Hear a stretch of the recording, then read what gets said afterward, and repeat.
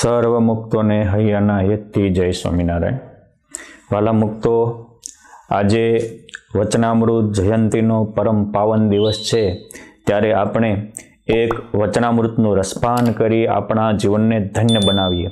આ વચનામૃત છે ગરડા પ્રથમ પ્રકરણનું 8મું વચનામૃત. આપણે પહેલે 1 થી 7 વચનામૃતનું રસપાન કર્યું છે. અમુક ભક્તોનો એમાં પ્રશ્ન હતો કે સ્વામી અક્ષર બ્રહ્મ અને પરબ્રહ્મના ભેદને વિશેષ સ્ફુટ કરજો. આપણે એ પણ કરશું, કેમ જે એ આખો સબ્જેક્ટ છે, આપણે 10 કે 15 મિનિટનો એ તત્વ વિચાર કરશું. પરંતુ પુરુષોત્તમ નારાયણ આગળ અક્ષર બ્રહ્મ તો અનંત છે. અક્ષર બ્રહ્મ જો 5 ભેદ છે, એમાં એક બ્રહ્મકોટી છે, અને બ્રહ્મકોટીમાં અક્ષર બ્રહ્મ પણ આવે છે. જો આપણે જેમ પરબ્રહ્મ એક જ છે એમ અક્ષર બ્રહ્મ પણ એક જ લઈએ તો બ્રહ્મકોટીના બધા આત્માઓને મૂકશું ક્યાં? માટે એ બહુ મોટો પ્રશ્ન છે. એટલે બ્રહ્મરૂપ થયેલા મુક્તની કોટીમાં અક્ષર બ્રહ્મનો પણ સમાવેશ થાય, અને એ પુરુષોત્તમ નારાયણને પામીને હલીલામૃતમાં કહ્યું છે, રજતુલ્ય જહાં ઉડે છે એવું કહ્યું પ્રથમ અક્ષરધામ એક છે. અનંત કોટી બ્રહ્માંડો જેમાં રજની પેઠે ઉડે એવું અક્ષરધામ છે. આ ભગવાન સ્વામિનારાયણે ભક્તિ માતાને સમાધિમાં જે અનુભવ કરાવ્યો એ લખાયેલો છે, પરંતુ તરત જ લખ્યું કે અને એવું સમર્થ નહીં અક્ષરધામ એક, એવા સમર્થ વળી તહાં મુક્ત અનેક. અને એવા જ અક્ષરધામની કોપી ટુ કોપી કરોડો મુક્તો ત્યાં અક્ષરધામમાં છે, જે પુરુષોત્તમ નારાયણની ઉપાસના કરી અને બધા જ પુરુષોત્તમના સાધર્મને પામ્યા, એ બધા જ અક્ષર રૂપ થયા છે, અક્ષરધામ તુલ્ય બન્યા છે. માટે આખી બ્રહ્મકોટીનો સમાવેશ એ ચોથો ભેદ છે બ્રહ્મ, એમાં થાય છે. માટે આટલો ખુલાસો કરું છું. વિશેષ જાણવું હોય તો આપ પ્રેમથી ફોન દ્વારા જાણી શકશો અથવા સંપર્ક કરજો. હવે આપણે આ વચનામૃત પ્રથમનું 8મું છે, જે ઇન્દ્રિયોની ક્રિયાને ભગવાન અને સંતની સેવામાં રાખ્યાનું છે. સંવત 1876 માક્ષર સુધી એકાદશીને દિવસ શ્રીજી મહારાજ શ્રી ગરડા મધ્ય દાદા ખાચરના દરબારમાં બિરાજમાન હતા. સર્વ શ્વેત વસ્ત્ર ધારણ કર્યા હતા અને પોતાના મુખારવિંદની આગળ સાધુ તથા દેશ દેશના હરિભક્તની સભા ભરાઈને બેઠી હતી. પછી શ્રીજી મહારાજ બોલ્યા છે, ઇન્દ્રિયોની જે ક્રિયા છે તેને શ્રી કૃષ્ણ ભગવાન અને ત્યાંના ભક્તની સેવાને વિશે રાખે તો અંતઃકરણ શુદ્ધ થાય અને અનંતકાળના પાપ જે જીવને વળગ્યા છે તે નાશ થાય છે.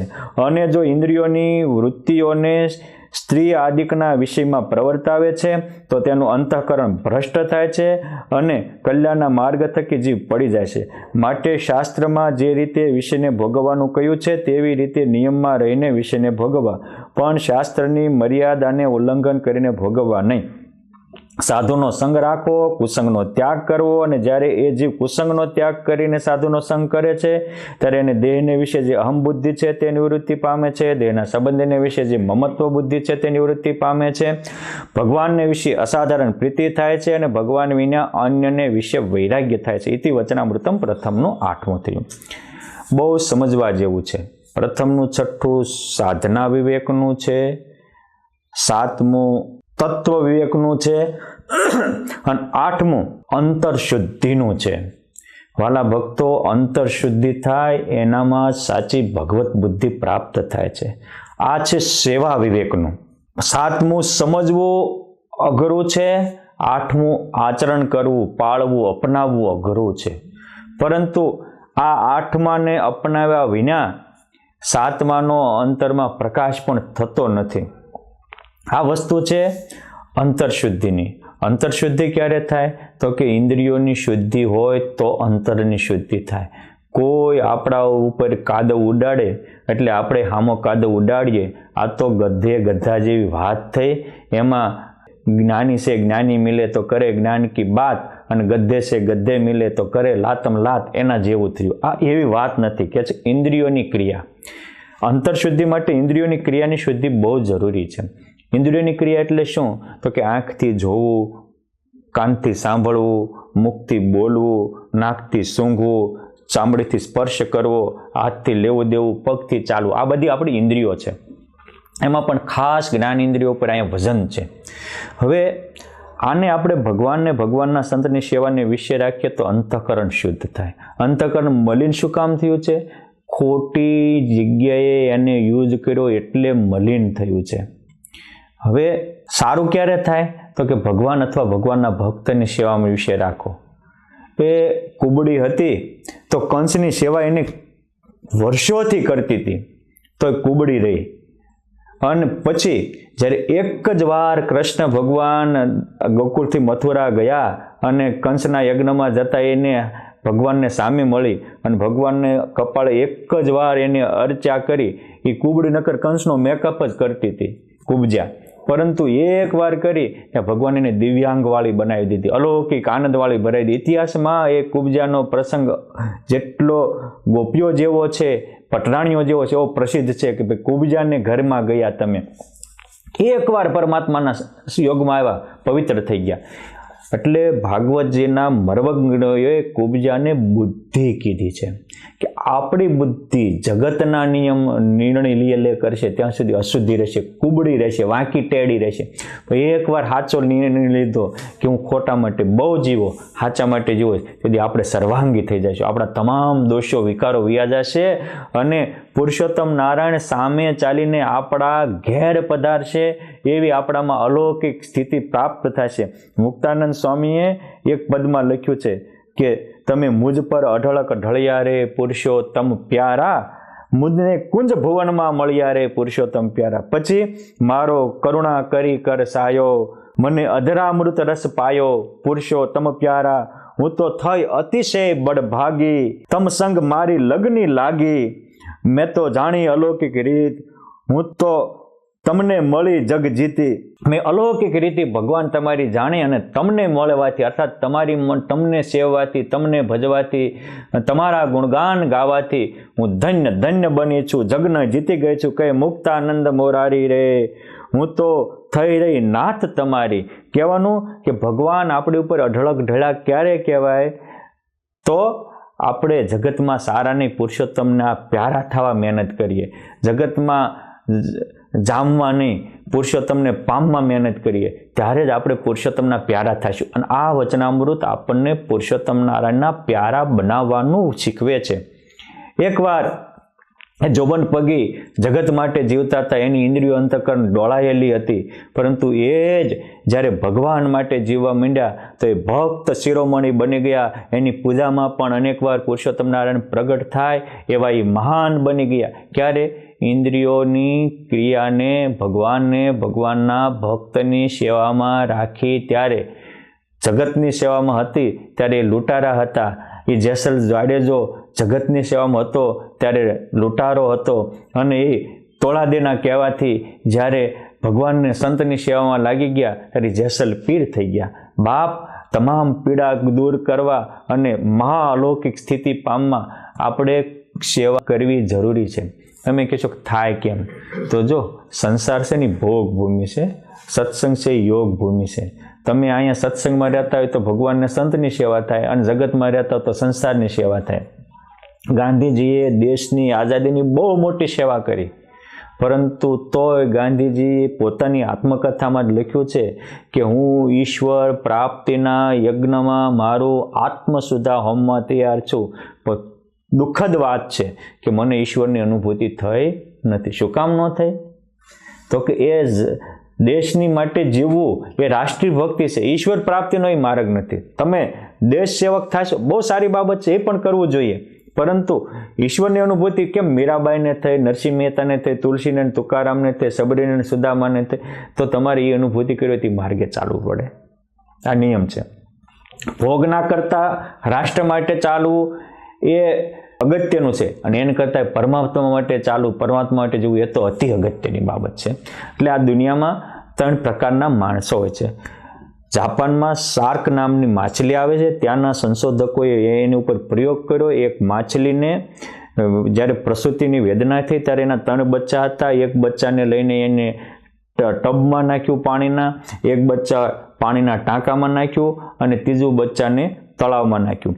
સરખો જ ખોરાક મળતો, સરખી જ પ્રકાશ, પાણી બધું જ હતું, પરંતુ 3-4 મહિને જ્યારે જોયું ત્યારે આશ્ચર્ય પામી ગયા કે જે ટબમાં હતું એ 3-4 ઇંચનું જ થયું હતું. જે ટાંકામાં હતું એ ઘણું મોટું 2 ફૂટનું થઈ ગયું હતું. અને જે તળાવમાં હતું એ તો એ શાર્ક માછલી બહુ વિકસિત, એટલે કે 25-30 ફૂટની થઈ ગઈ હતી. શું કામ? પછી એને વિચાર્યું તો કે આ લોકોએ બાઉન્ડ્રી બાંધી હતી કે આગળ જાય મોટી થાશ ને તો હું મરી જઈશ. એટલે એના મગજમાં જેવું હતું એટલું એની મોટાઈ થઈ. એમ એના ઉપરથી એને તારણ કાઢ્યું કે દરેક વ્યક્તિ કોણ મોટો બને છે અને કોણ નાનો બને છે. અમુક પોતાના કુટુંબને શરીરના કુંડાળામાં હલવાયેલા છે. એટલે પોતાની જિંદગીની બુદ્ધિને વાપરીને પોતાનો ઢગલો દેહનું પોષણ થાય, ભરણ પોષણ થાય, નકરું દેહ માટે દેહનો કીડો બનીને જીવે છે. અહમતા મમતામાં ખૂંચાયેલો હોય છે. એ પોતા માટે જીવે છે. એની કરતાં પર માટે જીવે. જેમ ગાંધીજી છે, સરદાર પટેલ છે, બધા પરાર્થે જીવા. એટલે મોદી સાહેબ છે આજે તો એનું માપ મોટું છે. વ્યક્તિ તો એક જ છે, એક આખા દેશના નિર્ણય લઈ શકે, આખા દેશને ઊંચો લાવી શકે છે, આખા દેશને અખંડ ભારતનું નિર્માણ કરાવી શકે સરદાર પટેલ જેવા. કેમ છે? એને બાઉન્ડ્રી મોટી બાંધી. પરંતુ હનુમાનજી મહારાજ છે, ધ્રુવ પ્રહલાદ છે, ગોપાળાનંદ સ્વામી, બ્રહ્માનંદ સ્વામી છે, નિત્યાનંદ સ્વામી, પ્રેમાનંદ સ્વામી, એને પુરુષોત્તમ માટે જીવન અપનાવ્યું. તો એ તો બોલે ને બ્રહ્માંડો ડોલે એવા થયા. એ તો સંકલ્પ કરીને સૃષ્ટિ ફેરવી શકે એવા થયા. એના તો એક બોલના લાખ તોલ થયા. શું કામ? એને પરમાત્મા રૂપી બાઉન્ડ્રી બાંધી. એટલે એ તો વિશ્વ વંદનીય થયા અને આખા વિશ્વનું ભલું કરનારા એવા મહાન બન્યા. એ રીતે આપણે પણ આ વચનામૃત એ શીખવે છે કે આપણે આપણા બુદ્ધિથી કેવી બાઉન્ડ્રી બાંધવી છે. એક દિવસ તુલસીદાસજી વિકારવાન હતા, પત્ની પાછળ પાગલ હતા, પણ એ જ રત્નાવલીએ કીધું કે રામ માટે જીવે છે એટલું રામ માટે જીવ, તારું કામ થઈ જાય. અને એ ભગવાનને ભગવાનના સંત માટે જીવવા થયા તો મહાત્મા તુલસીદાસજી બની ગયા. એક દિવસનો વાલિયો લૂંટારો હતો, એ એના પરિવાર માટે જીવતો હતો, પરંતુ નારદજીના વચને ઈશ્વરની આરાધના કરી અને બીજાના ભલા માટે જીવવા માંડ્યા. તો આજે એ વાલ્મીકી ઋષિ અને વાલ્મીકી રામાયણ બંને પ્રસિદ્ધ છે અને એ વિશ્વવંદની વાલ્મીકી મહાન બન્યા. ક્યારે? ખોટું માટે જીવતા હતા, અર્થાત એ આંખનો જગત માટે ઉપયોગ કરતા હતા, એની માટે જગદીશ માટે કરવા માંડ્યા. કાનથી જગતની વાતો સાંભળતા હતા, એની માટે જગદીશની વાતો સાંભળવા માંડ્યા. તો આટલા મહાન બન્યા. આપણે આમાંથી વિચારવાનું છે. આ મોબાઈલ છે ને, એ મોબાઈલ આમાં તમે સારું જોવો છો, ખરાબ જોવો છો, આમાં આખી દુનિયા હોય અને માણસ જે ધારે એ કરી શકે. આમાં તમારે સારું જોવું હોય તો સારું જોઈ શકો ને ખરાબ જોવું હોય તો ખરાબ જોઈ શકો. આમાંથી તમે કોઈ સારા સંતનો સમાગમ કરીને 2 મિનિટ વાત પણ કરી શકો અને ગમે એનો હારે ફોનમાં લગાડીને ગમે એને વાત કરીને જિંદગી બગાડી પણ શકો. માટે આપણા અંતઃકરણ શુદ્ધિ થાય એના વાત છે. ઘણા ભક્તો કહેવાય અંતઃકરણ ભ્રષ્ટ શું અને અંતઃકરણ શુદ્ધ શું, આ સમજવા જેવો પોઈન્ટ છે. મેઇન ઇન્દ્રિયની ક્રિયા સમજ્યા. હવે અંતઃકરણની શુદ્ધિને ભ્રષ્ટતાની વાત કરું છું કે ભ્રષ્ટ અંતઃકરણ હશે તો આપણે ધ્યાન કરતા હશું ને તો ધ્યાનમાં નહીં લાગે મન. માનસી પૂજા કરતા હશું તો આપણું અંતઃકરણ ભ્રષ્ટ હશે. કોઈ પાપ નહીં કર્યું હોય તો પણ પુરુષોત્તમમાં નહીં લાગે, કેમ કે ભ્રષ્ટ અંતઃકરણ થઈ ગયું છે.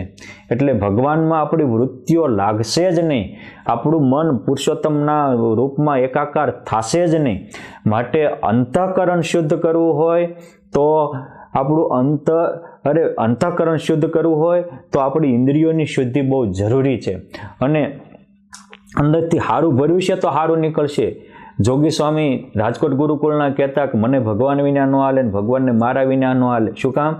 તો કે મેં મારી જિંદગીમાં ભગવાન સિવાય કંઈ મન અંદર જવા જ નથી દીધું. એ રાજકોટ ગુરુકુળના પ્રેમ મૂર્તિ પ્રેમ પ્રકાશદાસજી સ્વામી કહેતા હતા કે મેં જગતનો ડોળ મારા હૈયામાં નાખ્યો જ નથી. એટલે પછી નીકળે હું જે નાખ્યું હોય એ નીકળે. મેં ભગવાનને સંતોના દર્શન જ આનેથી કર્યા છે, ભગવાનને સંતોની સેવા જ કરી છે, ભક્તોની સેવા જ કરી. એટલે રાત્રે પણ મને અખંડ ભગવાનને સંતોના જ સપના આવે છે. એ પ્રેમ પ્રકાશ સ્વામીની ડાયરી આપણે વાંચવા જેવી છે. એના કેવા ભગવાનની અનુભૂતિઓ થતી એ માટે જીવાત. એટલે એ પુરાણી ઘનશ્યામ જીવન સ્વામી હોય, એ આ વડતાલ ધામના ધુરંધર સંત અથાણાવાળા સ્વામી હોય, એ જ્ઞાનબાગમાં કાનજી ભગત હોય, બધા જેવા મુક્તો છે કે એમને પોતાને આપણી હયાતીના મુક્તો છે કે એની પોતાની ઇન્દ્રિયો અંતઃકરણને ભગવાનના સંતની સેવામાં ખર્ચી નાખી. આપણે કેવા થવું છે?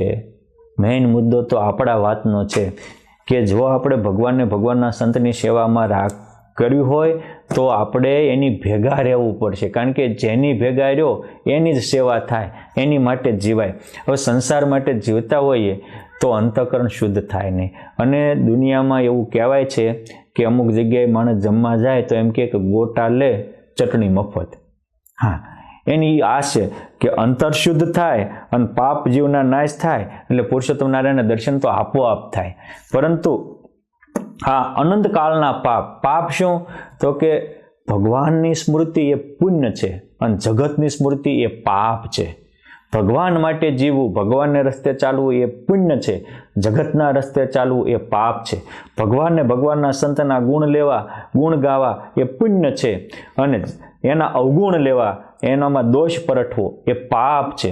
અને છેલ્લું ને લાસ્ટ પુરુષોત્તમ નારાયણે પાપની વ્યાખ્યા કરી જે અંત્યના 17માં કે ભરતજીને ભગવાન વિના બીજે પ્રીતિ થઈ તો ઋષભદેવ ભગવાનના દીકરા હતા તો મૃગલું થવું પડ્યું. માટે ભગવાનના ભક્તએ ભગવાન વિના અન્યમાં પ્રીતિ કરવી એ પાપ છે. અને આ પાપ જ જન્મ મરણનો બાપ છે. આ પાપ જ 184નો બાપ છે. આ પાપ જ આપણને ટેન્શન ઉદ્વેગનો બાપ છે. માટે આપણી પ્રીતિ ક્યાં કરવી એ બહુ મહત્વનું છે. પ્રીતિ ભગવાનને ભગવાનના સંતમાં થાય એ પુણ્ય છે, બહુ મોટું પુણ્ય છે. પરંતુ પ્રીતિનો નિયમ એવો છે કે તમે જેની માટે જીવો એમાં પ્રેમ થઈ જાય. આ નિયમ છે. જો મા બાપ દીકરાઓ માટે જીવતા હોય છે એટલે એને દીકરામાં પ્રીતિ રહે છે. પરંતુ જ્યારે દીકરો યુવાન થાય અને પત્નીને પરણે એટલે એ પત્ની માટે જીવવા માંડે છે. એ રળવા જેવડો થાય ને ત્યાં સંબંધ જોડાઈ જાય. પછી કમાતો એમાં 50% 60% એની માટે જ વાપરતો હોય અને એનું જ મનમાં ચિંતન કરતો હોય મારી પત્ની. એટલે મા બાપ કરતાં પણ એ યુવાન પત્ની માટે જીવે છે એટલે એમાં પ્રીતિ થઈ ગઈ છે. એમ ગુણાતીતાનંદ સ્વામી કે આ કૃપાનંદ સ્વામી ને નિષ્કુળાનંદ સ્વામી એવા સાધુ છે કે જેમ કોઈ સ્ત્રીને પુરુષમાં પ્રીતિ થાય, પુરુષને સ્ત્રીમાં થાય, એવી એને પુરુષોત્તમમાં પ્રીતિ. શું કામ? એની માટે જીવતા હતા એટલે એમાં પ્રીતિ થઈ. માટે સૌથી વધુ મહત્વનું છે વાલા મુક્તો, જીવવાનું તો બધાને છે, મારે જીવવાનું છે, તમારે જીવવાનું છે, પણ આપણે કોના માટે જીવીએ છીએ? અને એક જન્મે કે લાખ જન્મે, કરોડ જન્મે ભગવાનને ભગવાનના ભક્તો માટે જીવશું તેથી બેડો પાર થાય છે. અને એની માટે નિયમ રાખવો પડે. જો વૈરાગ્યથી ન થાય એવું કામ પણ નિયમથી થાય. ભગવાન સ્વામિનારાયણ મધ્યના 18મા વચનામૃતમાં કહે છે કે નિયમે કરીને આ જીવનું જેવું રોડું થાય એવું તો વૈરાગ્ય કરીને નથી થતું. માટે આ નિયમ રાખવો પડે કે મારે સત્સંગ કરવો જ છે, મારે ખરાબ જોવું જ નથી, મારે સારું જ જોવું છે, સારું સાંભળવું છે, સાચાને જ જાણવા માનવામાં સમય વાપરવો છે. જાણવાનું જાણે નહીં, વણ જાણ્યાનું જાણે કોટ. નિષ્કુળાનંદ એ નરની કહો કેમ ટળે ખોટ? આપણે આખા જગતનું જાણ કરશું તો આપણી ખોટ ક્યાંથી ટળશે? અને જે મહાન બન્યા છે એને ક્યારેય કોઈના જાણવામાં સમય વાપર્યો જ નથી, જોવામાં સમય વાપર્યો નથી. આજ ગુણાતીતાનંદ સ્વામીના પડછંદા બધે બોલતા હોય, પરંતુ એ ગુણાતીતાનંદ સ્વામી જ્યારે પોતાની હયાતીમાં હતા અને સુરતમાં ગયા તો બાજુમાં નીલ વાંદરું હતું. બીજાએ જોયેલું બાજુમાં વાંદરું ઠેકડા મારતું, એને એની ખબર નહોતી. ને આપણે તો જંગલમાં જઈને સિંહ ને અગાશીમાં જઈને વાંદરાને બધાને જોજ કરતા હોય વિશે. ત્યારે મોટાપુરી જો એને ઇન્ટિરિયર ભગવાનને સંતની સેવામાં રાખી એટલે એ બ્રહ્મરૂપ થયા ને હજારોને બ્રહ્મરૂપ કરી દીધા અને આપણે જગતમાં રાખ્યું છે. એટલે ઘણીક વાર ઊંચી સ્થિતિ પામ્યા હોય તો આપણે ભ્રષ્ટ થાય છે. આ કહે છે કે ઇન્દ્રિયોની વૃત્તિઓને સ્ત્રી આદિકના વિષયમાં પ્રવર્તાવે તો એનું અંતઃકરણ ભ્રષ્ટ થાય છે અને કલ્યાણના માર્ગમાંથી પડી જાય છે. હા, જો પ્રસિદ્ધ બાબત છે. અજામેલ મહામુક્ત હતો, મહાભક્ત હતો, પરંતુ એકવાર જંગલમાં બગીચામાં ફળ ફૂલ લેવા ગયો અને ત્યાં એક યુગલ પ્રેમમાં પાગલ હતું. એ જોયું, આને એમાં મોહ જાગ્યો અને પછી એના ઊંઘેલા ફૂલને ઊંઘ્યા અને એમાં એની બુદ્ધિ ભ્રષ્ટ થઈ. જો વૃત્તિઓને સ્ત્રી આદિક વિષયમાં એટલે કે એનું ચિંતન કરવું એ જ એ વિષયમાં પ્રવૃત્તિ, એની જ યાદી કરવી એ એના વિષયમાં આપણે પ્રવૃત્તિયા કહેવાય. આપણા મગજમાં નકરા સ્ત્રીના જ વિચાર આવ્યા તો આપણે એમાં પ્રવૃત્તિયા કહેવાય. ધનના વિચાર આવતા હોય તો આપણે એમાં પ્રવૃત્તિયા કહેવાય. અને આપણી ગતિ તન હોય એમ થતી નથી, મન હોય એમ થાય છે. એટલે મહારાજે કીધું કે જો મનનો ત્યાગ ખોટો હોય તો જનક રાજા જેવા મહાયોગેશ્વર હતા, મહારાજા હતા, તો એમનું મન તો યોગેશ્વરના જેવું શુદ્ધ હતું. માટે ત્યાગીએ તનને મનથી બેથી ત્યાગ રાખવાનો. ગ્રહસ્થએ પણ મનથી તો ત્યાગીની પેઠે અતિશય નિર્વાસનિક જ રહેવું. અને પુલાશ્રમ જેવું સ્થાન હતું. ઋષભદેવ ભગવાનના દીકરા હતા, પણ ભરતજીનું મન મૃગલીમાં ગયું તો જન્મ મૃગલી થઈ ગયું. જો મન હતું ત્યાં ગતિ થઈ. અરે પુરુષોત્તમ નારાયણના મંદિરના પૂજારી હતા, લાસ્ટ ટાઈમ ભગવાનની સંતની સેવા કરી હતી, મંદિરની સેવા કરી હતી, પણ એ પેથાપુરના વરાહખેરને અંતે એનું મન એના જ્યારે ભગવાન તેડવા આવ્યા ત્યારે મન એના મને તો દીકરો નહીં પણ દીકરીને દીકરો થયો, એ મન દીકરીમાં ગયું તો એને પેઠે દીકરીના દીકરા રૂપે જન્મ લેવો પડ્યો. હા, મહાનુભાવાનંદ સ્વામી જેવા મોટા સંત હતા એટલે પછી વર્તમાન ધરાવીને મુક્તિ આપી, પણ મન આ થાય.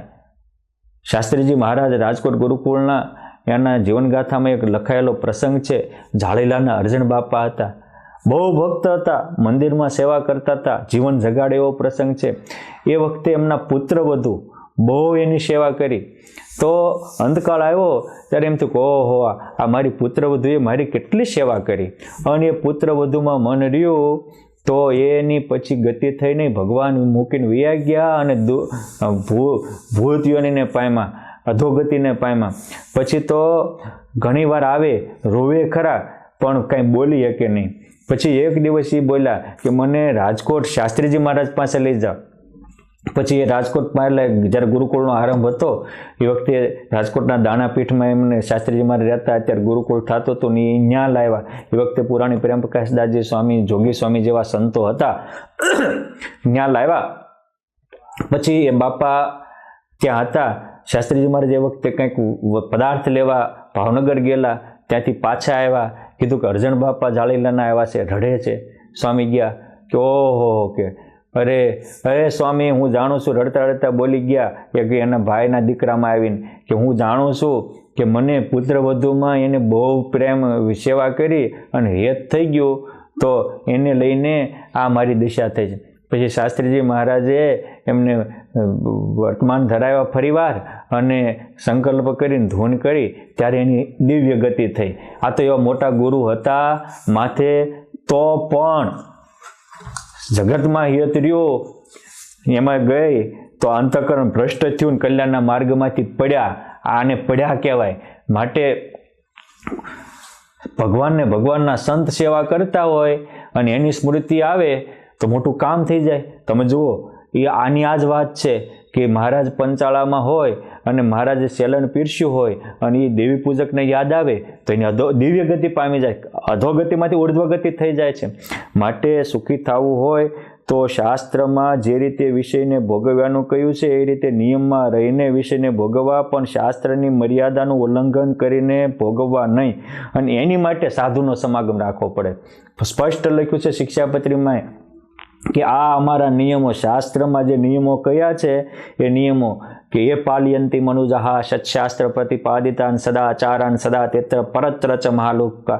આ અમારા નિયમો પાળશે, જે કોઈની હિંસા કરવી નહીં, કોઈના ઉપર મિથ્યા અપવાદ આરોપ કરવો નહીં, પોતાના સ્વાર્થ સિદ્ધિ માટે બીજાને બદનામ કરવા નહીં, ધર્મને માટે પણ ચોરી કરવી નહીં, કોઈના ઉપર મિથ્યા અપવાદ નાખવો નહીં, વિશ્વાસઘાત કરવો નહીં. આ આપણે હારે વર્ષોથી સેવા કરતા હોય તો એનું શોષણ કરવું નહીં, એનું પોષણ કરવું. અને મુક્તો એક વાત યાદ રાખજો, કોણ આપણા પોષક છે અને કોણ આપણા શોષક છે એનું માપ શું? તો માપ એટલું જ છે કે જે વારે વારે આપણી લાગણી હારે ખિલવાડ કરતા હોય, આપણા અંતરની વેદના ન સમજે તો સમજવાનું કે આપણો શોષક છે, પોષક નથી. જે વારે વારે માફી મગાવતા હોય, વાહક હોય કે ન હોય, માફી માગ, તું માફી માગી લે. એટલે ભગવાન પણ ન્યાયપ્રિય છે, સત્યપ્રિય છે, હા એ કરુણાપ્રિય છે, પણ આવું નથી. આ આપણા શોષક છે, પોષક નથી. એ આપણા પૂર્વ જન્મના કર્મને ખીલવનારા નથી, કર્મના રોધક છે, બાધક છે. માટે દરેક સાધકે આપણા કોણ છે કે આપણી વેદનાને વાંચી શકે, આપણી સમજણને, લાગણીને સમજી શકે. અને વેદ વાંચવા કરતાં વેદનાને વાંચનારો મહાન છે. એ સલાહ આપનારા કરતાં સાથ આપનારો મહાન છે. માટે આપણે આ જોવું અને એવાને દિલ દઈ દેવું તો બહુ મોટું કામ થાય. અહીંયા શાસ્ત્રના જે નિયમો છે એને આજે શિક્ષાપત્રીના એ મોટું શાસ્ત્ર છે અને એને ઉલ્લંઘશો તો કે છે તો મહાદુઃખ થશે અને રહેશો તો મહાસુખને પામશો. તો મહાસુખ પામવું હોય તો ગીતાજીમાં પણ ભગવાન કહેશે એ શાસ્ત્ર વિધિ સમૃત્સુજ્ય વર્તન્તે કામ કાતરહ ન ચ સિદ્ધિમ વાપનોતી ન સુખમ ન પરમ પદમ. જે શાસ્ત્ર એ બાંધેલી મર્યાદાને ઉલ્લંઘીને વર્તશે એ સુખ પણ નહીં પામે, કોઈ પ્રકારની સિદ્ધિને પણ નહીં પામે ને અંતે પરમ ગતિને પણ નહીં પામે. માટે જો સિદ્ધિ પામવી હોય, સુખ પામવું હોય, પરમ ગતિ પામવી હોય તો ઇન્દ્રિયોને નિયમમાં રાખો. એ જોબન પગી વડોદરા નરેશનું સન્માન કરવા માટે ભક્ત થયા પછી બોલાવે અને એના માનમાં એ વડોદરા નરેશમાં બહેનો નૃત્ય કરતી હોય તો આંખી વીંચી જાય કે હું સ્વામિનારાયણ નથી, મારા ન દેખાય. ત્યારે વડોદરા નરેશ એના પગ પકડી લે. એ જીણાભાઈ દરબાર એ જુનાગઢના નવાબમાં કચેરીમાં બેઠા હોય અને ત્યાં બહેનો નૃત્ય કરવા આવે, જીણાભાઈ એક બેઠા હોય ત્યારે જુનાગઢનો નવાબ મુસ્લિમ હોય તો કે ખુદાનો સાચો બંદોતા એક છે. જીણાભાઈના વિશ્વાસ આવી જાય અને જીણાભાઈના કહેવાથી સ્વામિનારાયણ ભગવાનને માટે મંદિરની જગ્યા પણ આપે અને પુરુષોત્તમ નારાયણની આખા જુનાગઢમાં છડે ચોક પણ સવારી કાઢી શકે. આ ચારિત્રની તાકાત છે, આ ચારિત્રનું બળ છે. ચારિત્ર એ બહુ મોટી સિદ્ધિ છે.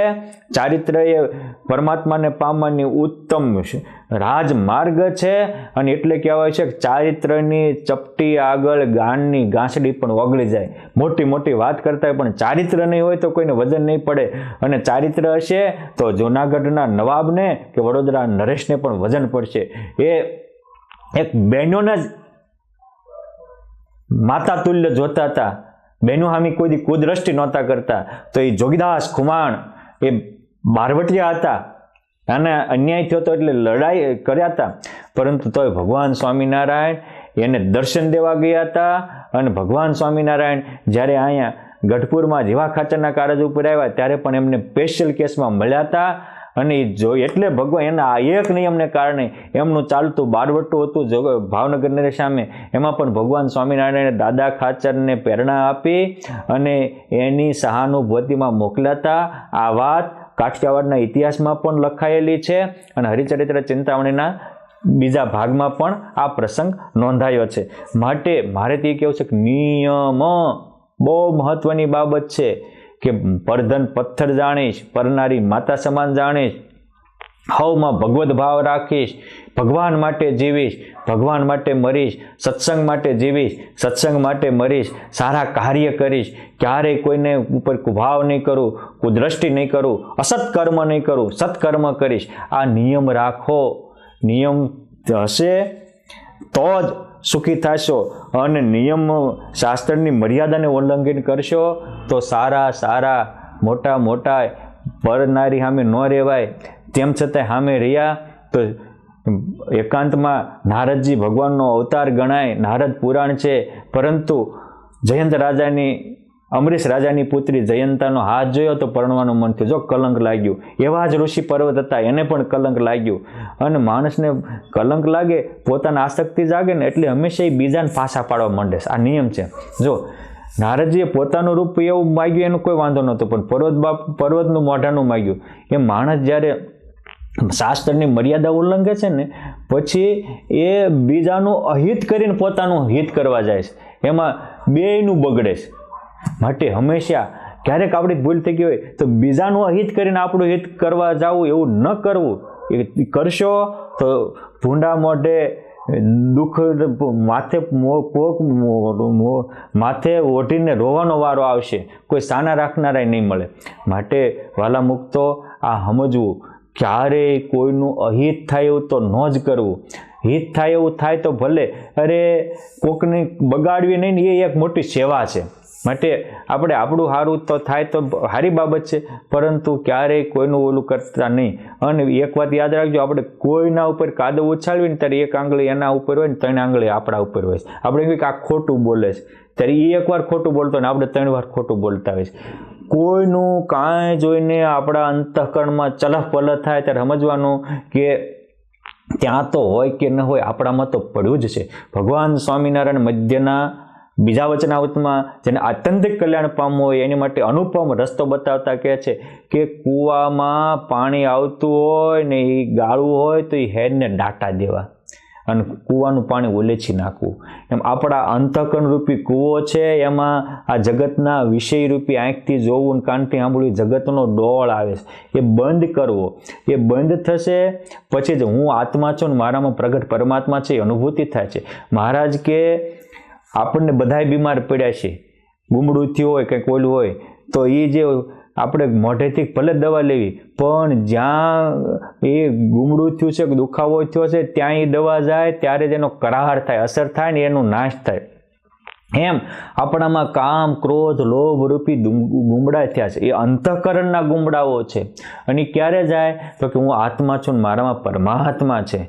એમ જ્યારે મનાય પોતાના આત્માનો સ્વીકાર થાય ને આત્મામાં પરમાત્માનો સ્વીકાર છે, જ્યાં હું છું ત્યાં જ પ્રત્યક્ષ મારો મહારાજ બેઠા છે, અનંત મુક્તો સાથે મહારાજ બેઠા છે. આવી દિવ્ય વિચારો, આવી દિવ્ય ભાવના થાય ત્યારે અંતઃકરણનો મેલ જાય છે. પણ એ થાય ક્યારે? પહેલાં જગતના રૂપ કુરૂપ જોવાનું બંધ કરીએ, કાનથી જગતની વાર્તા સાંભળવાનું બંધ કરીએ, આ નિયમ રાખીએ, હાથથી ખોટા કામ કરવાનું બંધ કરીએ, પગથી ખોટા પંથે ચાલવાનું બંધ કરીએ. નેન દિયો હરિદર્શન કાજા, મુખ દિયો બોલન ગુણ મહારાજા. મહારાજ ભગવાનના ગુણ ગાવા મુખ દીધું છે, આંખ ભગવાનના દર્શન કરવા દીધા છે. શ્રવણ દિયો સુનન કથા, ભગવાનની કથા સાંભળવા કાન દીધા છે. અને પાવ દિયો પ્રભુ પંથને ચાલા, ભગવાનના પંથે ચાલવા પગ દીધા છે. તો ભગવાને આપણને જે હેતુથી આ ઇન્દ્રિયો અંતઃકરણ આપ્યા છે એ હેતુ માટે એનો ઉપયોગ કરીએ તો આપણો ઉદ્ધાર થઈ જાય છે અને બેડો પાર થઈ જાય છે. અને એને માટે સાધુનો સંગ રાખવો અને કુસંગનો ત્યાગ કરવો. જ્યારે આ જીવ કુસંગનો ત્યાગ કરીને સાધુનો સંગ કરે છે ત્યારે દેહને વિશે અહંબુદ્ધિ છે એ નિવૃત્તિ પામે, સંબંધીને વિશે મમતા છે એ નિવૃત્તિ પામે, ભગવાનમાં અસાધન પ્રીતિ થાય અને ભગવાન વિના અન્યને વિશે વૈરાગી થાય. પણ ક્યારે? કુસંગનો ત્યાગ કરીને સાધુનો સમાગમ કરીએ ત્યારે. આપણે શું કરીએ છીએ કે સત્સંગ કરીએ છીએ ને કુસંગ કરીએ છીએ, બે થાય. તો આ કરવું હોય તો કરવું શું પડે?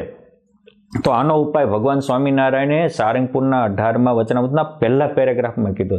મહારાજ કે જે શ્રદ્ધાવાન પુરુષ હોય એને સાચા સંત મળે અને એના વચનને વિશે શ્રદ્ધા થાય. આ મેઇન વસ્તુ છે. શ્રદ્ધા તો આપણું મૂળ સ્વરૂપ છે. આપણે ખોટામાં શ્રદ્ધા છે એટલે ખોટા કેમ કરવી? દુર્યોધન, શ્રદ્ધા તો દુર્યોધનને હતી પણ શકુનીમ હતી, શ્રદ્ધા તો પાંડવોને હતી પણ એ શ્રી કૃષ્ણમાં હતી. આપણે શ્રદ્ધા શેમાં છે? શ્રદ્ધા વાલિયા લૂંટારાને હતી પણ પહેલાં પૈસામાં હતી અને પછી સંતના વચનમાં આવી તો પરિવર્તન થયું. એટલે કે છે કે જો સંતના વચનમાં શ્રદ્ધા આવે તો હૃદયના વિશે સદ્ધર્મ, વૈરાગ, વિવેક, જ્ઞાન, ભક્તિ ઇત્યાદિ તમામ કલ્યાણકારી ગુણો પ્રગટ થાય અને કામ, ક્રોધ, લોભ, મદ, મોહ તમામ વિકારો વિનાશ થાય. આ વસ્તુ છે શ્રદ્ધા. એ નરેન્દ્રને રામકૃષ્ણ પરમહંસમાં શ્રદ્ધા થઈ તો એ ભારતીય સંસ્કૃતિનો ઝંડો લહેરનારા મહાન સંત સંન્યાસી વિવેકાનંદ સ્વામી બની ગયા. એ વડોદરાના ઢૂંઢુબા ઉડતા પંખીને પાડે, હજારોને મેલા મંત્રથી મારી નાખે એવા હતા, પરંતુ એમને યોગ સમ્રાટ ગોપાળાનંદ સ્વામીમાં શ્રદ્ધા થઈ તો એ બીજાને સમાધિઓ કરાવે એવા પવિત્ર, પરમ પવિત્ર બની ગયા. એની દીકરી મથુરાવા પણ એ પરમ પવિત્ર બની ગઈ. એટલે એ લોધિકાના અભેસી એને ગોપાળાનંદ સ્વામીમાં શ્રદ્ધા થઈ તો પહેલાં તો લૂંટારા હતા પણ એની જગ્યાએ એ માં ધ્યાની અભેસી રાજા બની ગયા. એ મેંગણીના માનભા પણ હાલતા પંખીને પાડે, મૃગલા કરવા જાય, ચિકાર કરે, માંસ ભક્ષી હતા, પરંતુ ગોપાળાનંદ સ્વામીમાં શ્રદ્ધા થઈ તો બીજા કળયુગના પરીક્ષિત રાજા જેવા મહાન ભક્ત બની ગયા. આ એક શ્રદ્ધા બદલી તો વિકારો વયા ગયા અને સદગુણોનો સાગર રેલાઈ ગયો. એ રામ માટે જીવતા હતા, એ રત્નાવલીના વચને રામ માટે જીવતા થયા તો એ મહાત્મા તુલસીદાસજી બની ગયા. એટલે આ મહારાજ કહે છે કે કુસંગનો ત્યાગ કરીને, જો આ બધાએ જ્યારે સાધુનો સંગ કર્યો પછી કુસંગીના માનવાનો, કુસંગનો ત્યાગ એટલે કે કુસંગીનું માનવાનું બંધ કરવું એ જ કુસંગનો ત્યાગ છે. બીજો કાંઈ નહીં. આપણે કુસંગીના વચનો જ માન કરતા હોઈએ તો એ સાધુના વચનો અસર કરે નહીં. માટે સુખી થવું હોય તો ચારેય ધર્મ, અર્થ અને કામની સિદ્ધિ મેળવવી હોય તો સંઘ શુદ્ધિ પણ બહુ જરૂરી છે. આપણે વિસ્તારથી એનું વિવેચન જ્યારે પ્રથમનો 18મું વચનામૃત આવશે ત્યારે કરશું, પરંતુ આજ માટે આટલું આ પર્યાપ્ત છે. આની માટે મેં અક્ષરધામનું રાજતિલક એ પણ એક નાનો એવી વાર્તા કરેલી છે, એ પણ સાંભળજો, સમજવા જેવી છે. કે એક રાજા હતો અને એને 2 દીકરા હતા. એમાં યુવાન થયા ત્યારે કોને ગાદી સોંપી? એટલે રાજાએ પરીક્ષા માટે 2ને મોટા હોલ બનાવી દીધા, 10-10 રૂપિયા આપ્યા અને કીધું કે જે આ આખો 10 દિવસમાં ભરી દેશે એને હું રાજગાદી આપીશ. મોટાએ આખા ગામનું કચરું ખરીદી અને કચરાથી હોલ ભરી દીધો અને નાનાએ ખાલી રાખ્યો. 10 દિવસ પછી રાજા પ્રધાનમંડળ સાથે પરીક્ષા કરવા ગયા તો આખા ગામનું કચરું અને ગંદવાડ ભર્યો હતો. એટલે રાજા તો આમ બેભાન જેવા થઈ ગયા, મૂર્છા થઈ જાય એવું થઈ ગયું કે આ તકે જો બોલે નાનાએ કાંઈ નથી કર્યું, મેં ભર્યો છે. પાછા પોતાની હોશિયારી કરતા. પછી રાજા જ્યારે નાના દીકરાને ગયા અને પૂછ્યું કે બેટા તે કાંઈ ન ભર્યું? તો કે જો બાપુજી, તમારી દ્રષ્ટિભેદ છે. આ હોલ છે એને મેં આખો શણગાર્યો છે, એટલે શણગારથી ભર્યો છે. પ્રકાશ કર્યો છે એટલે પ્રકાશથી ભર્યો છે. અત્તર છાંટ્યા છે એટલે સુગંધથી ભર્યો છે. મેં એક નહીં, આ હોલમાં સુગંધ પણ ભર્યો છે, સૌંદર્ય પણ ભર્યું છે અને પ્રકાશ પણ ભર્યો છે. અને આપણે બેહવાની વ્યવસ્થા પણ કરી છે. એટલે રાજાએ તરત એને રાજતિલક કર્યું. આ વાર્તા કહીને શ્રીજી મહારાજ એમ કહેતા હતા કે આ રીતે આપણે અંદરમાં, આપણા અંતરમાં, આપણા અંતરના ઓરડામાં હારું ભરશો તો હું તમને અક્ષરધામનું રાજતિલક કરી આપીશ. માટે આંખથી સારું જોવું, કાનથી સારું સાંભળવું, મુખથી સારું બોલવું, હાથથી સારા કર્મ કરવા, પગથી પ્રભુના પંથે ચાલી જીવનને ધન્ય બનાવવું. જય સ્વામિનારાયણ.